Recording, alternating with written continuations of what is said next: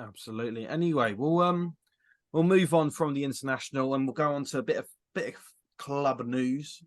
Obviously, the big news coming out is that Everton have been deducted 10 points in the Premier League, which still doesn't put them bottom of the league, which shows the quality of the Premier League this season. Adam, I'm going to ask you one question regarding this. Do you think Everton can still stay up with this 10-point deduction?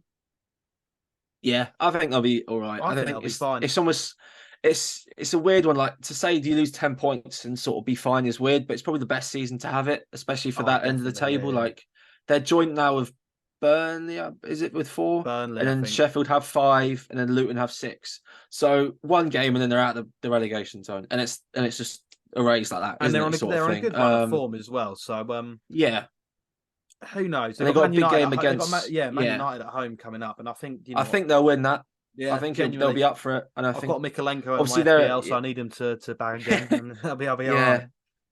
They'll be appealing it, obviously, but I'd be surprised if it got overturned. It's just the fact. I think it's one of them. You just quick. got to grit your teeth and bear it. I think the fact is they were one of the relegation favourites, but everyone is now, a few months into the season, are now saying, "Yeah, you've been handed a 10-point deduction, but you are still going to stay up easily." Because Everton haven't been awful this season. They've actually proved to us that maybe they are quite good. Yeah, it's inconsistencies and lack of scoring goals. I think is their biggest issue. Like Pickford's been very good for them this season and kept him in a lot of games, and he'll probably keep them up.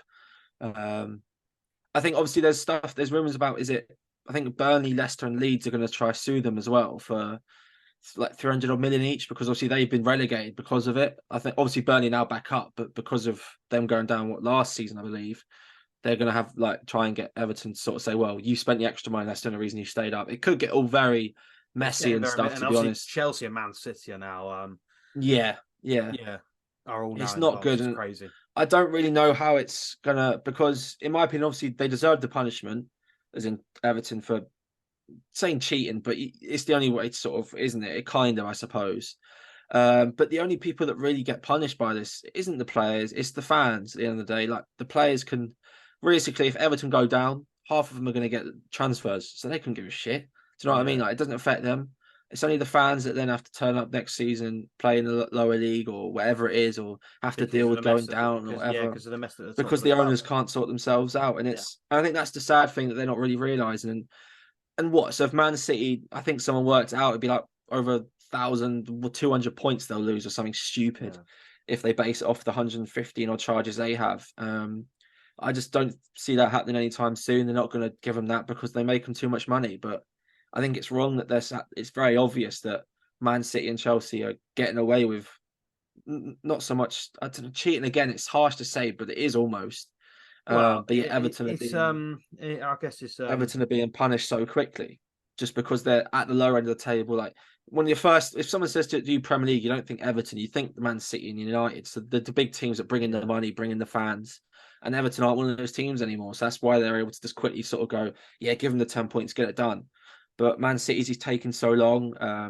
It's just going to have an asterisk next to all of their achievements from the last, 6-7 years, or whatever it is, which is weird because, so what you're telling me that Aguero moment now is just going to be written off, and you're going to have United fans celebrating that winning the title.